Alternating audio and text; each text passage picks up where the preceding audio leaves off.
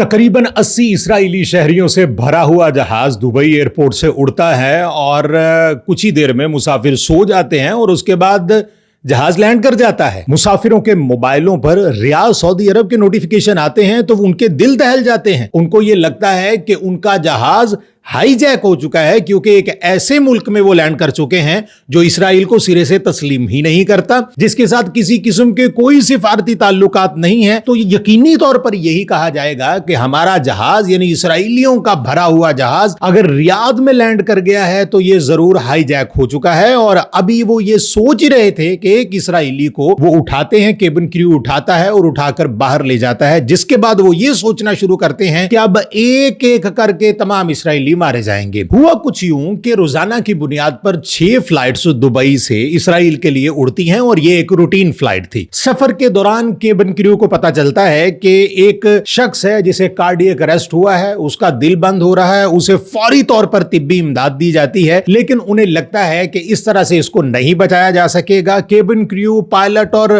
तमाम अमला जो है वो इस पर डिस्कशन के बाद ये सोचता है कि इसको फौरी तौर पर लैंडिंग करवा के उतारा जाए। और जब देखा जाता है तो पता चलता है कि हम फौरी तौर पर रियाद सऊदी अरब में लैंड कर सकते हैं। उसके बाद एयर कंट्रोलर रियाद के साथ राब्ता करके उससे इजाजत मांगी जाती है कि एक मेडिकल इमरजेंसी है, एक शख्स को कार्डियक अरेस्ट है, हम यहां पे उतरना चाहते हैं, हम लैंड करना चाहते हैं। और कुछ ही देर बाद उनको ये इजाजत मिल जाती है और तैयारा रियाद में लैंड कर जाता है। लैंड करने के बाद पायलट अनाउंसमेंट करता है कि एक मेडिकल इमरजेंसी की वजह से आपको लैंड करवाया गया है, लेकिन इसराइली ये बात मानने को तैयार नहीं है। तकरीबन 3 घंटे तक रियाद इंटरनेशनल एयरपोर्ट पर यह तैयारा मौजूद रहता है, उस मरीज को ले जाया जाता है और उसके बाद इस तैयारे को इजाजत मिलती है कि तुम यहां से उड़ सकते हो। बहुत से लोग इस चीज पर एतराज कर रहे होंगे कि रियाद सऊदी अरब ने इस तैयारी को लैंड करने की इजाजत कैसे दी। तो यह जान लीजिए कि शिकागो कन्वेंशन के तहत पूरी दुनिया में इंटरनेशनली ये रूल्स लागू हैं कि अगर कोई इमरजेंसी किसी तैयारे को पेश आती है तो बेशक उसके साथ किसी किस्म के कोई सिफारती ताल्लुक ना हो, कोई जंग भी लगी हो या ऐसी कोई भी सूरत हाल हो, अगर उस तैयारे को इमरजेंसी की सूरत हाल पेश आती है तो आप इजाजत देंगे कि वो आपके यहां तैयारे को लैंड करवा सके। इस वजह से सऊदी अरब ने उन तमाम रूल्स एंड रेगुलेशंस को देखते हुए तैयारे को उतरने की इजाजत दी और उसके बाद 3 घंटे के बाद उसको उड़ने की इजाजत दी और वो तैयारा इसराइल पहुंचा,